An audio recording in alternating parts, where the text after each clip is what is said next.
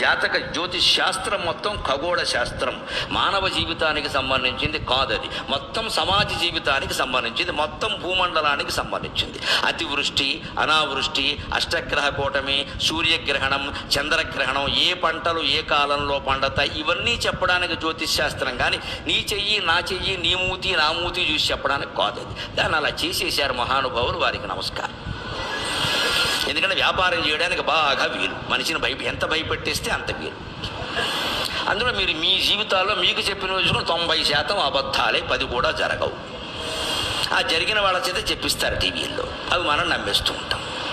జరిగే అవకాశం లేదు. జ్యోతిష్ శాస్త్రం సమిష్టి జీవితానికి సంబంధించింది తప్ప వ్యష్టి జీవితానికి సంబంధించింది కాదు. వ్యష్టి జీవితం మీద ప్రభావం ఉంటుందండి.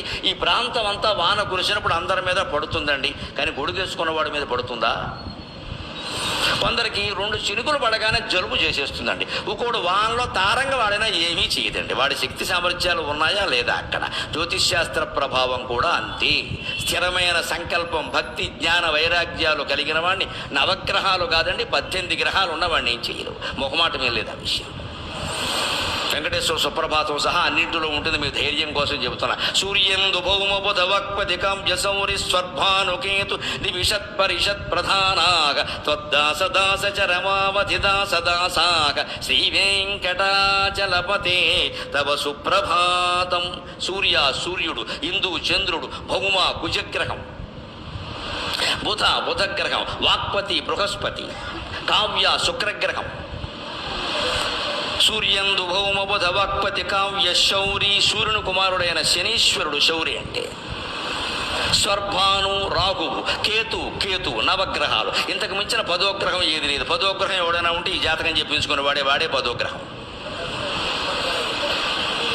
ఇవన్నీ వెంకటేశ్వర స్వామికి, భగవంతుడికి త్వద్దాసదాసచ రమావధిదాసదాసాగ, ఆయన దాసుడికి దాసులు వీళ్ళు నవగ్రహాలు కూడా. వీళ్ళు మనం ఏం చేస్తారండి, ఊటికి నవగ్రహ పూజ అంటాం, పారిపోవడం అక్కడి నుంచి.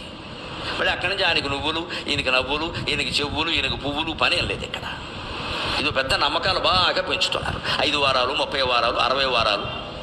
నువ్వు ఇక్కడ వరకు నువ్వులు ఇచ్చేసిన వెంటనే పైన గ్రహం మారిపోతుందా? కాస్త ఆలోచించవాయి బాబు, ఉరపెట్టి ఆలోచన తెలిసిపోతుంది. నీ నువ్వులకి ఆ గ్రహం ఎలా మారుతుందండి? ఎందుకు మారుతుంది అసలు?